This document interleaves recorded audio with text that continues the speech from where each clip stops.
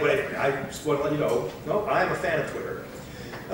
Twitter makes this odd decision, this very odd decision actually, that, so you're on Twitter and you're looking at your list of people that you subscribe to, a long list of tweets from them, and there's the empty box where you type in yours. So you type in your new message, and you inevitably have the sense that the people that you're reading are the people who are reading what you wrote, that you're talking to this list of people. But it's not at all the case. Right? Twitter made the decision that the people who are subscribing to you are not necessarily the people you're subscribing to. But it's almost impossible for the human brain to comprehend that that list of people that you feel so close to because you're reading them every day, they're telling you about what they're doing, they're not the people who are reading you. Twitter made this decision, and apparently it was the right decision because Twitter works. It's not a decision that most of us would have made. This is a piece of the software that's there that conditions how we write what we see. LinkedIn makes a different decision. Do you know LinkedIn? I know it's popular in some English-speaking parts of the world. So it's a business social network, and they've made a totally bizarre decision, I think, but again, people like it, which is that if you're person 1, and I'm person 2, you're person 3, you're person 4, you're person 5, you are 5 degrees unknown to her.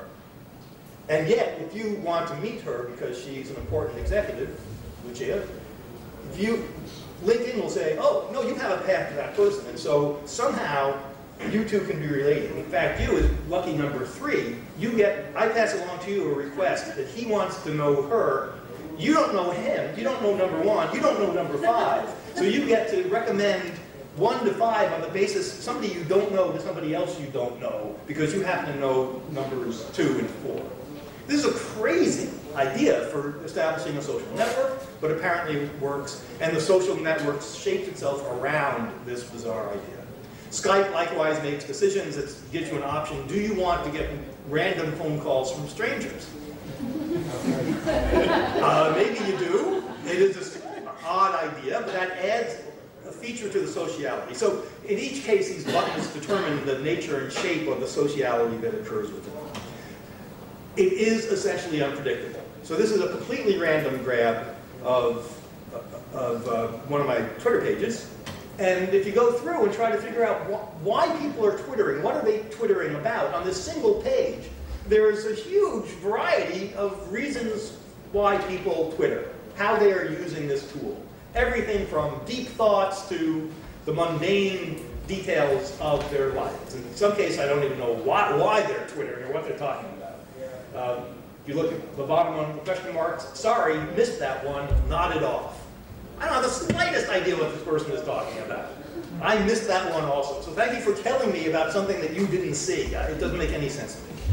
Nevertheless, this is absolutely the right use, that we will inhabit these spaces every way that we can, and in unpredictable ways. This is the elevator effect at work. And as Lucia, who I was just pointing out in number 5, pointed out the other night at dinner, in fact, some of it, we use Twitter in radically different ways. Some of us use Twitter as a way to keep in touch with our actual social group, a handful of people we care about, and some of us use Twitter as a way of talking to a public, not a social group, but to some small public.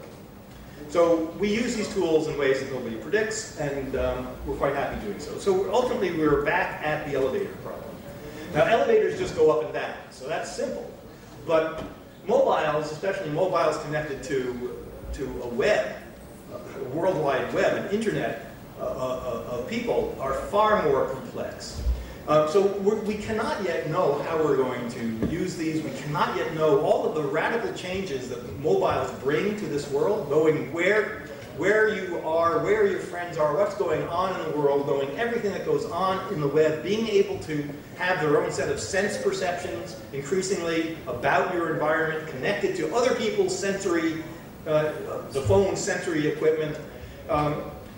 This puts us into unknown territory. And so far, we think we have a pretty good idea. There's a lot of excitement about MySpace and Facebook and all the others that have added something very new to the web. The web knows about links among pages. It does not know about links among people.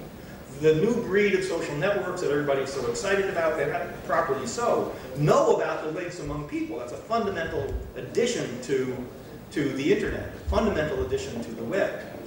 Until now, our perception of social networking software has been guided by our experiences on large screens, on stable,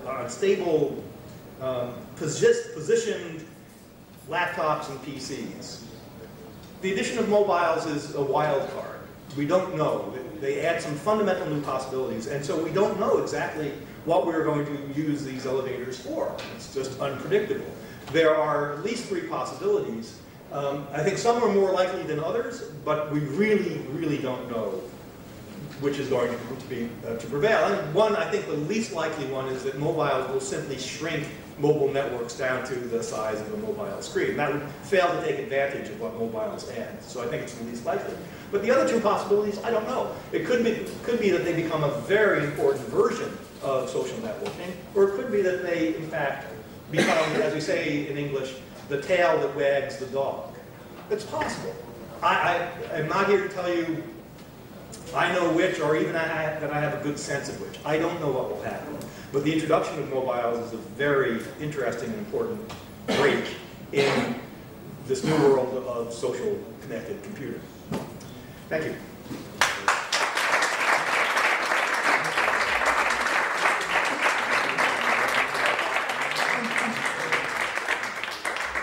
Thank you very much, David. No creo que ahora, no sé si seguimos todos en el ascensor. Me gustaría abrir la posibilidad de que podáis participar y preguntar algo a David directamente o si hay algún voluntario. Up to now, the telcos in the 90s made the web walled gardens for internet, and now most social networks are walled gardens. Do you think that to succeed they might open it, or could succeed in this way of transformation that you are pointing to in your... You know, I'm highly biased towards openness. So I used to believe that we would be able to route around, this was say in the mid-90s. I was very optimistic about our ability to route around walled gardens. I am not nearly so optimistic. Although it does take a great deal of economic or governmental force to enforce walled gardens, we know that in extreme circumstances it can be done. In almost all cases, I'll just leave myself a little room, in almost all cases, we as a culture are far better off with open systems. Systems that in one way or another allow us to move our information and to connect our applications together in ways that make sense for us. That not only gives us the power over our own data and our own lives, it also enables a type of innovation that is truly unpredictable and that advances everyone. Now, within this, we obviously, I think obviously, need to have ways for people to make money off of the work that they do. I'm completely in favor of that, but in general, no, openness is far to be preferred. Thank you.